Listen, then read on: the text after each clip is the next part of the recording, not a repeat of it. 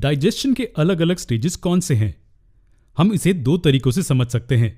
इस डायग्राम को देखिए, ये ह्यूमन डाइजेस्टिव सिस्टम का रफ स्केच है।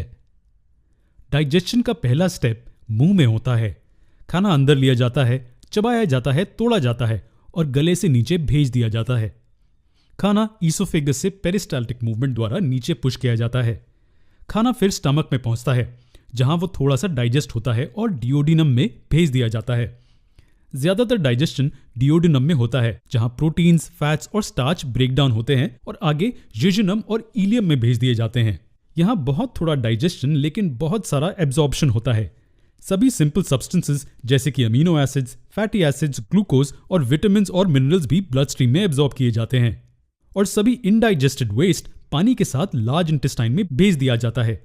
यहाँ पानी एब्जॉर्ब कर लिया जाता है और बाकी का इनडाइजेस्टेबल मैटर रेक्टम में स्टोर कर लिया जाता है, जहाँ एनस से बाहर निकाल दिया जाता है। ये एक छोटी सी समरी थी ह्यूमन बॉडी में होने वाले डाइजेशन के बारे में। इसे देखने का दूसरा तरीका है प्रोसेस के हर हिस्से को क्लासिफाई करना। यहाँ 5 मुख्य हिस्से हैं। खाने को अंदर लेना और चबाना इंजेस्शन में क्लासिफाई होगा। हम खाने को इंजेस्ट करते हैं, या हम कह सकते हैं कि हमने इसे कंज्यूम किया है। ये मुंह में होता है।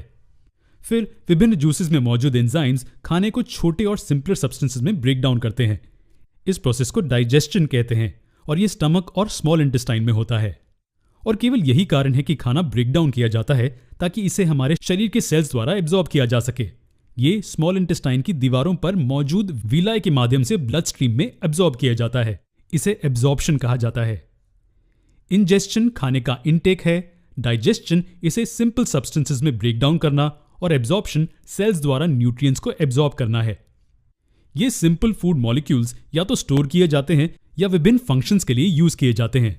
फंक्शंस जैसे कि एनर्जी प्रोड्यूस करना, शरीर को बनाना और रिपेयर करना भी। इस हिस्से को असिमिलेशन कहते हैं, जिसका मतलब कि खाना कंज्यूम या यूटिलाइज किया गया है।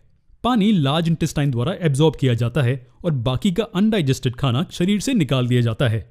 इसे इजेस्शन कहते हैं। ये थे 5 important stages: ingestion, digestion, absorption, assimilation और इजेस्शन।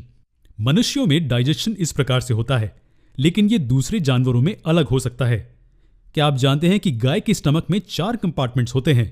जी हाँ, और उनका डाइजेशन प्रोसेस बहुत इंटरेस्टिंग है। हम इसे हमारे अगले वीडियो में देखेंगे।